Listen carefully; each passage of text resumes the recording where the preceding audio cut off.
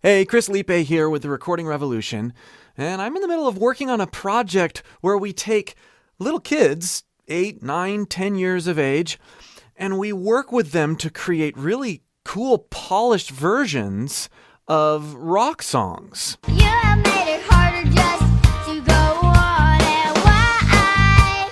All the possibilities, well, I was wrong. That vocalist, Kate, is one of my voice students, and we've put together a band that includes my son Gideon on drums. We're having a lot of fun with this project. The song we're working on right now is Avenged Sevenfold's Hail to the King. And it's a heavy song. I think it's a tall order for all of these musicians, but we're working with them and it should be really, really fun.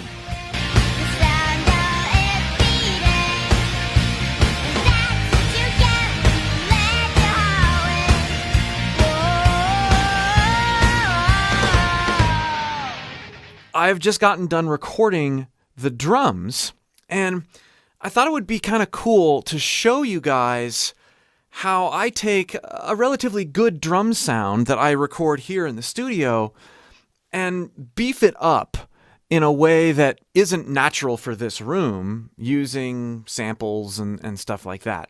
Now, I'm really burnt out after many years of working in different studios and with a lot of different drummers on using samples with acoustic drums, like triggers. I don't like it because I feel like it ruins the nuances of the drum performance, or you spend a ton of time manipulating MIDI and recreating the nuances that the drummer tried to create. But these types of drum replacement software plugins or whatever have come a really long way.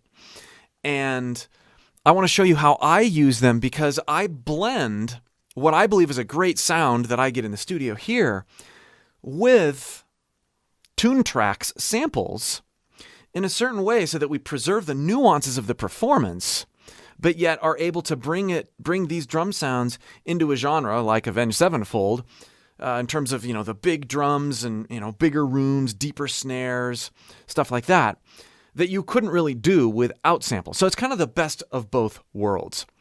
If you'd like more help with your recordings and your performances and dialing your mixes in, click the link below and join my free recording course. All right, let me get into showing you some cool, nerdy drum things. So here's the sound that I have tracked and rough mix.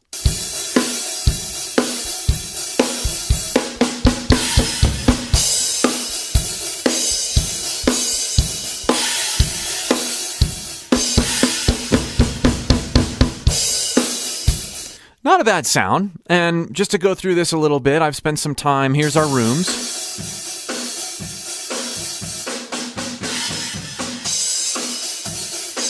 Mild EQ. I tend not to want to do a lot of EQ and processing on these because the mic placement in the room is what it is for the most part. But you can see here's the EQ I have on my overheads, a little bit of compression going on. And, even the sound of the kick is pretty good. Snare. Close mic. The toms, I think, struggle a bit, and partially they struggle because he wasn't hitting the drums hard enough. I've got a little reverb on there. But there isn't a kind of floppy sounding. And, put together, this sounds pretty good.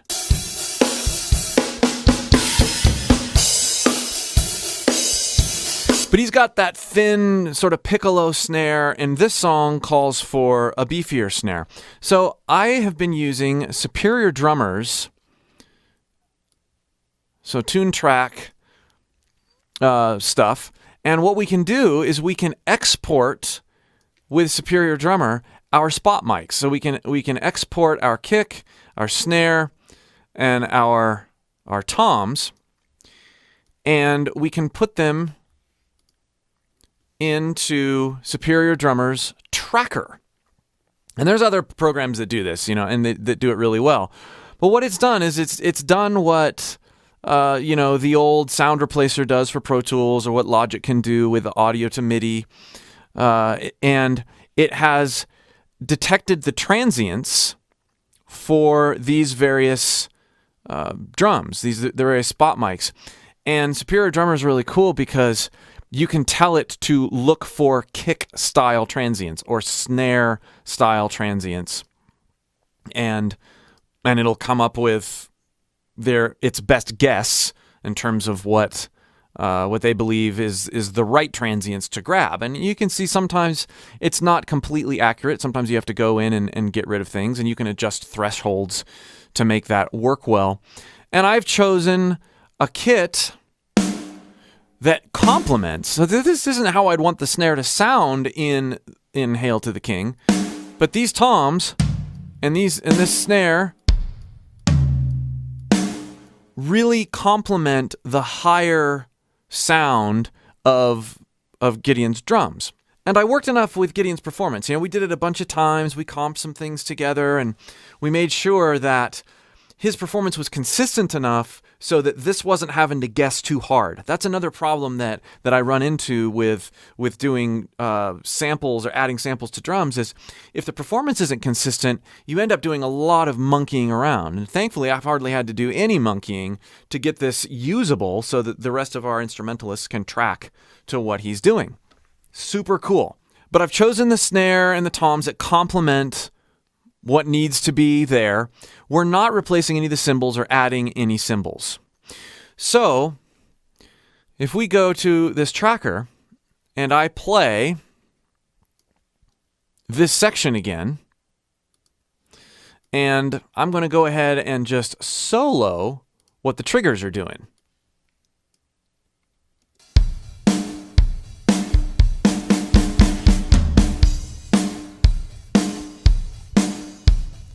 What's kind of cool is that you can hear the mix. It will mix in some of the raw sounds here. So if I want to go all the way trigger on all these, I can turn the mix all the way this way, and you hear. Now I only hear. I only hear what the triggers are doing. And that's okay. Even though I've got the other sounds in there and mixed, I don't like to have, on the toms, I don't really need anything else in there. But for the kick and the snare, I like to still blend the original sound in with what this is outputting. I feel like it glues the sound together a little bit more. So here's generally the way I roll. Even in the soloed out drum triggers. You have a little bit of that sound in the back there. You get the toms, that tone of the tom. We're going to go ahead and make the floor tom 100% on there. Okay, so here's what I do. I will take this down in the mix, and I'll, work through the track and try to get a good balance. Listen, and then bring this up to taste behind the original drum performance.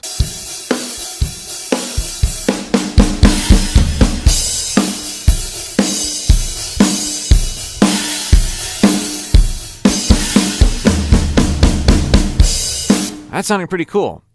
It fills out the drums in a way that feels natural.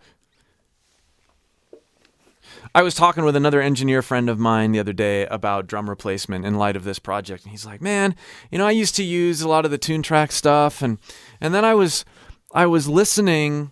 I started using these go-to samples for my drums, and then I was listening to another artist, and I heard the kick drum sample that I used all the time, and I've since then have not used samples anymore in that same way. He's done what I've done and brought things in so that they're masked. Like, you can't tell, that's Tune Tracks drummer sample 342 or whatever. You can't tell that because you're blending it with the sounds that you've created and you're adding them to taste, so it still sounds completely original. 99% of the people wouldn't care, but as artists and as producers, Man, it would drive me nuts if I was using a sound and then I heard that same sample on someone else's song. Maybe I'm OCD, but that would really bug me. So let's work with this balance a little bit more here.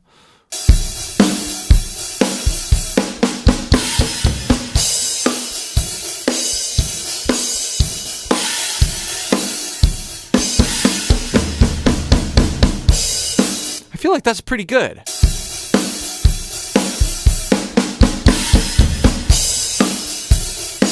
Let's listen to this tom fill at the end here again.